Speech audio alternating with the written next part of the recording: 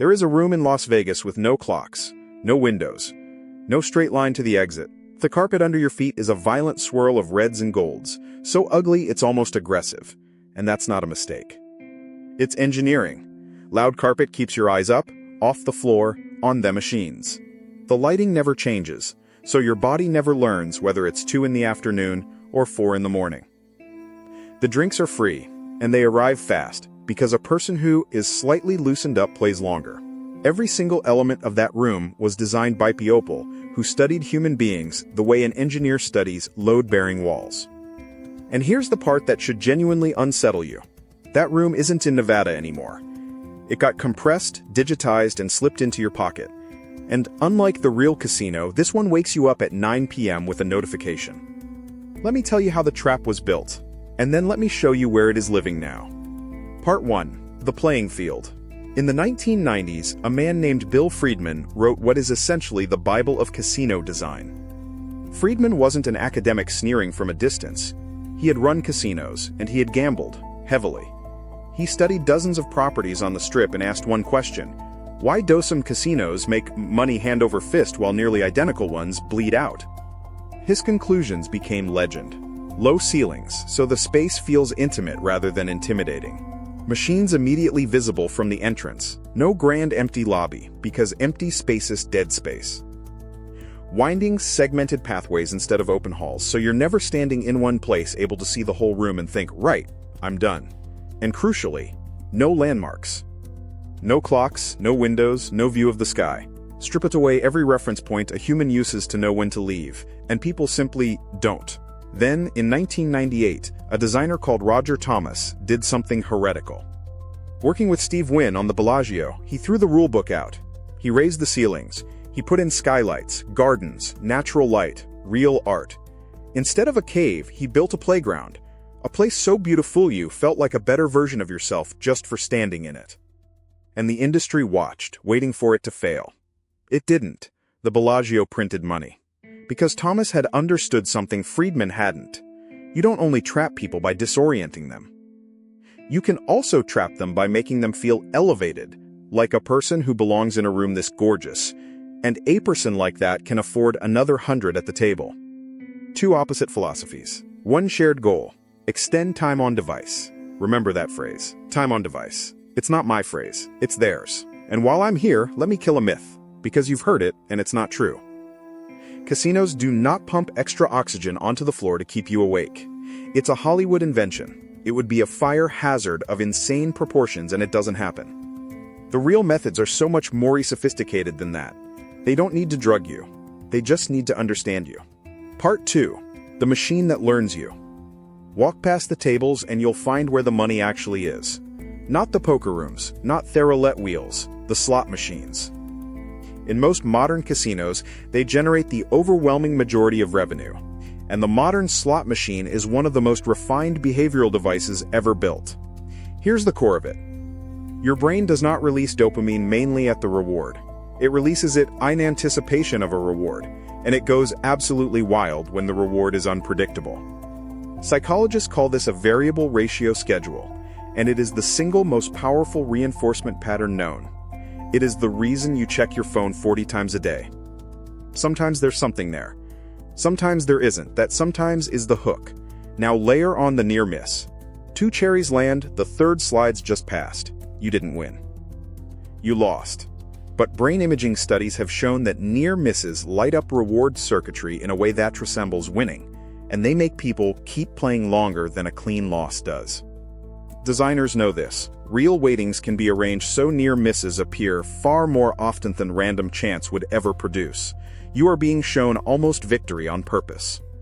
And then there's the cruelest one. It's called a loss disguised as a win. You bet $1 across 20 pay lines. You win back 30 cents. You have just lost 70 cents, but the machine erupts. Lights, coin cascade sounds, a triumphant little fanfare, a number climbing on screen.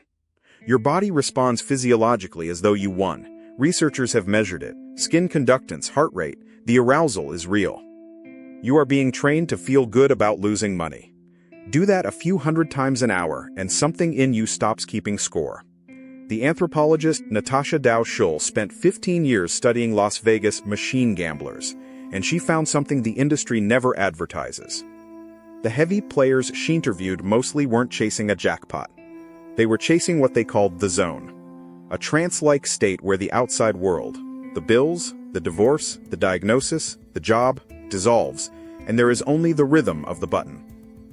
One woman told her the win was actually an irritation because it interrupted the flow. The machine wasn't selling money, it wassailing anesthesia. Part 3. The trap that followed you home. Now, everything I've just described is a $100 million building in the desert.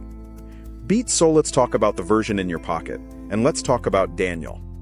Daniel is 29. He works in logistics, he's got a girlfriend and a decent flat, and he has never once set foot in a casino. He thinks gambling is for other people. But last winter, football season, his mate sent him a link. Free 20-pound bet, no deposit. Free money. Why wouldn't you? Watch what happens next, because every stage was designed by someone who read the same ear search as Bill Friedman. The free bet gets him past the hardest step, the first deposit. Now he's not a stranger, he's Ozer. The app doesn't just take bets on who wins anymore. It offers hundreds of micro-markets. Number of corners. Who gets the next throw-in? Next player to be booked. This isn't for variety. It shrinks the gap between action and outcome from 90 minutes down to 90 seconds. And the faster the loop, the more addictive the reinforcement. Then the cash out button appears. Your bet is losing, but you can rescue 8 pounds of your 20 right now. Tap. And there it is again, a loss disguised as a win. Green button. Satisfying animation. Little confetti burst. You just lost 12 quid and your nervous system filled it under victory. Then the notifications start. Not random, timed. Right before kickoff. Right after a goal, when you're already emotionally raised. And the language, your team needs you tonight. Don't miss out. Boosted odds, ends in 1 hour. That's the same trick as the free drinks and the missing clocks, just delivered through a lock screen. And Daniel never has to see money. He doesn't hand over notes. The casino learned that in the 1950s, the moment you convert cash into plastic chips, the pain of spending drops through the floor.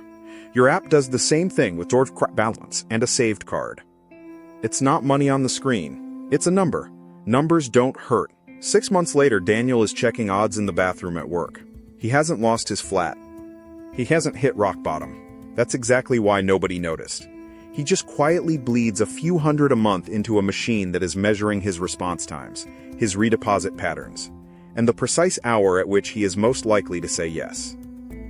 And it isn't only betting apps. It's the loot box your 15-year-old opens with an animated drum roll and a rarity glow. It's the mobile game with the timer that resets at midnight, the streak you can't break, the limited event, 48 hours only. It's a trading app that showed users digital confetti when they placed a trade, until regulators asked pointed questions about whether that was investing or a slot machine with a stock ticker. It's the shopping site, with 2 left in stock and 11 people viewing. Same blueprint, different carpet, the lesson. Here's what I want you to actually take from this. These systems are not built to beat you specifically. They're not that personal. They're built to beat the average of 10 million people, and the maths only has to tilt very slightly in the house's favor for the house to win absolutely everything over time. You are not weak. You are outnumbered by engineers. So you don't beat it with willpower. You beat it the way you'd beat that windowless room, by putting the clocks back. A hard limit set before you feel anything.